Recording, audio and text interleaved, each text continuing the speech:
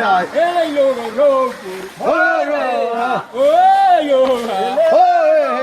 Hey saga go Hey dili wai ba Hey lai su da ba de Hey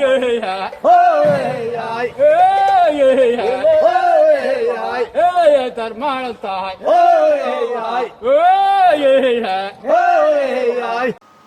goobtan aad arkaysaan waa harada gubataxil oo ku taala gobolka togdheer hawdkiisa yaraan 3,000 oo ceel ayaana ku yaala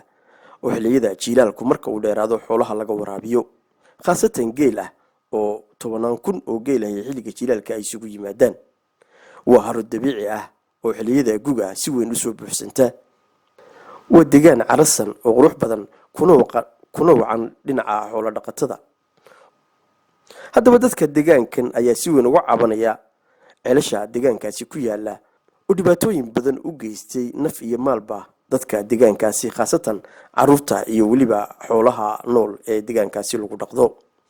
odayaasha deegaankan ayaa sheegay goobtan in la degay ama ceelkii ugu horreeyay laga qoday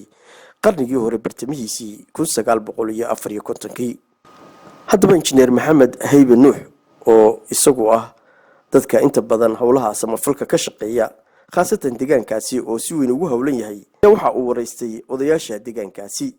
kuwaasi oo qaylo dhaan weyn ka muujiyay ceelashaasi oo ay sheegeen in ceelasha wixii ingiriiskii markii uu gumaysanayay Soomaaliland uu joogay ay daboolan yihiin ceelasha kalena ay wada dayacan yihiin sanad walbana ay ugu dhintaan dad nool iyo xoolaba reer uu soo dhaansaday baa maalin ahaabi ku dhacay dhibaatadaasay leeyihiin dhibaatadaas uu ku baqtay dhibaatadaas waa taagan waxa uu ka codsanaynaa jamhuuriyadda Soomaaliland iyo dadka muxsiniinta ee sadaqada la baxa iyo hay'adaha caalamiga iyo kuwa maxalliga ah wax allaale wixii wax ka qaban karaya inay ceelasha afka kala daboolaan annaguna wixii taalka iyaga ood ama aanu saarno ama aanu xakama saarno ama aanu sibir ma saarno wixii awoodayada inaanu ka hawlgalno sidaas aanu codsanaynaa madaxweynaha waxa lagu gudbinayaa jamhuuriyadda Soomaaliland meesha in dhibaatadeeda si degdeg ah wax looga qabto dadka ku dhintay wallahi beela ceel ma inaan ku dhacay halkaas geedka weyn hoostiisa labadii reerkii ceelka lahaa iyo reerkii ina ku dhintay wallahi labadii geelal ma la kala qaado wala isku badhay gaadho dadka u baxay dhibaatadaasay leeyihiin ta qofka ku dhacaya ta dadku isku qabsanaya ka daran bay leeyihiin marka waxaan leenahay war hana laga soo gaaro ceelasha 3,500 ayaana soo jaangareynay iyo tiradooda ka way 3,500 oo ceel 500 oo ceel ma sha Allah ay ceelasha waadiga arkay waagi bariyo maxamed oo shaqtay meel ka cabaya cid kaaga sheekayn mayso way inta dhibaatooda mar saacadii walba khayr soo dhacay waa ama qof baa ku dhacay ka soo kac ama hal baa ku dhacday ka soo kac ama dameer baa ku dhacay ka soo kac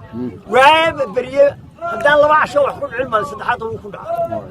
waxaanu jamhuuriyadda Soomaaliland ka codsanaynaa iyo hay'adaha samafalka iyo madaxweynaha Muuse Biixi Cabdi arrintaa in wixii degdeg wax looga qabto iyadoo aad isagana aanu hambalyeeyno oo aanu hadii xukuumadda raali kaga nahay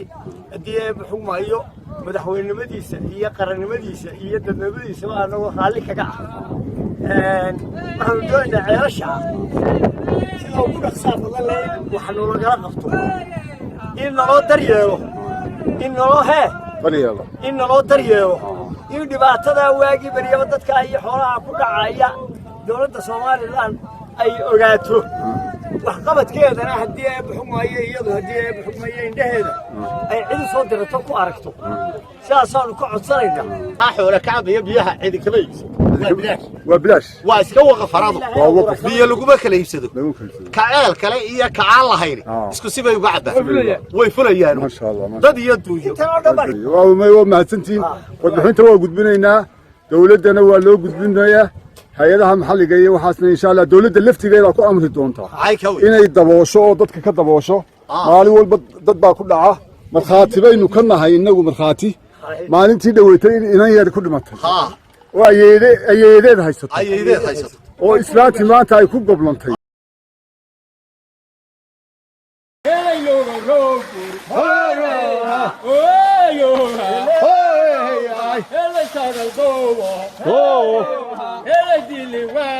Hey,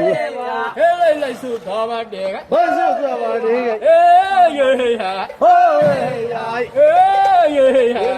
وياسين جامعالي فيشنكا عالمية bulsha TV harada gobolka ee gobolka Togdheer